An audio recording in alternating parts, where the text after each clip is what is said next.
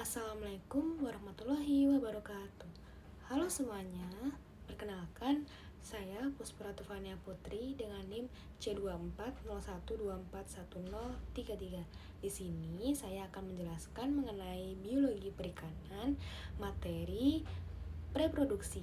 Selamat menonton.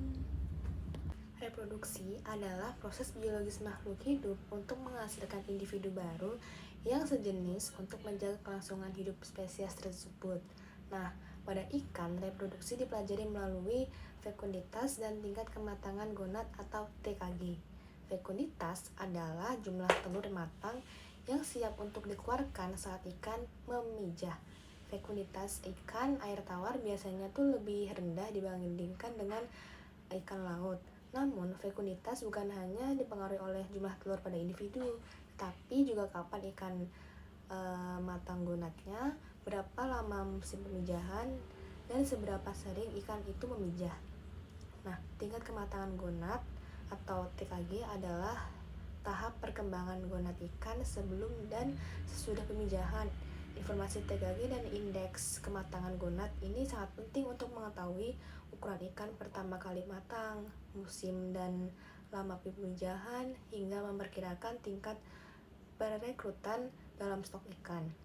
Penentuan TKG ini bisa dilakukan dengan dua cara. Yang pertama itu ada secara morfologis. Morfologis itu maksudnya kita mengamati ukuran dan warna gonad secara visual. Cara ini itu cepat dan praktis, tapi kurang teliti dan tidak akurat.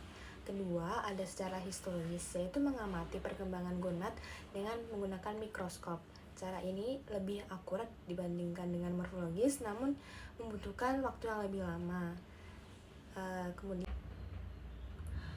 terdapat beberapa faktor yang sangat mempengaruhi saat pertama kali ikan itu matang gonadnya, antara lain seperti perbedaan spesies, umur, ukuran, dan sifat fisiologis individu.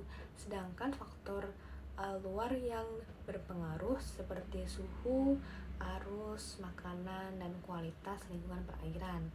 Adanya individu yang berjenis kelamin berbeda itu akan memijah pada tempat berpijah yang sesuai. Perubahan yang terjadi dalam gonad pada setiap kematangannya secara kuantitatif dapat dilihat atau diketahui dengan melihat nilai gonad somatic index atau GSI atau indeks kematangan gonad atau IKG. Menurut Nikolsky tahun 1963 menyatakan bahwa fekunditas ikan berhubungan erat dengan lingkungannya karena lingkungan dapat mempengaruhi pertumbuhan panjang dan berat tubuh ikan. Sedangkan berat dan panjang secara langsung berhubungan dengan fekunditas.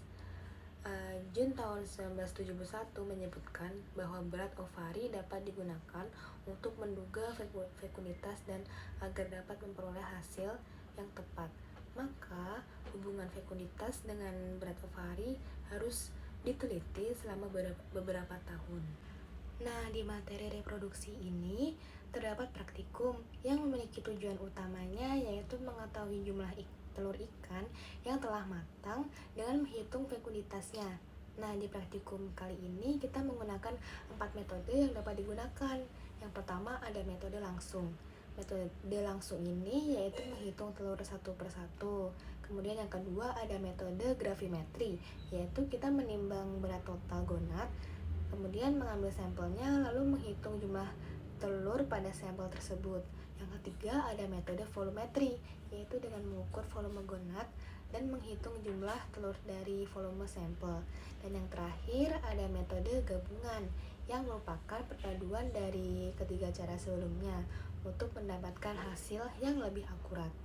Nah, dengan kita memahami fekunditas dan tingkat kematangan gonad pada ikan, kita bisa mengetahui strategi reproduksi ikan serta mendukung pengelolaan sumber daya perikanan secara berkelanjutan. Sekian penjelasan dari saya. Apabila ada kesalahan mohon dimaafkan. Wassalamualaikum warahmatullahi wabarakatuh. Bye bye.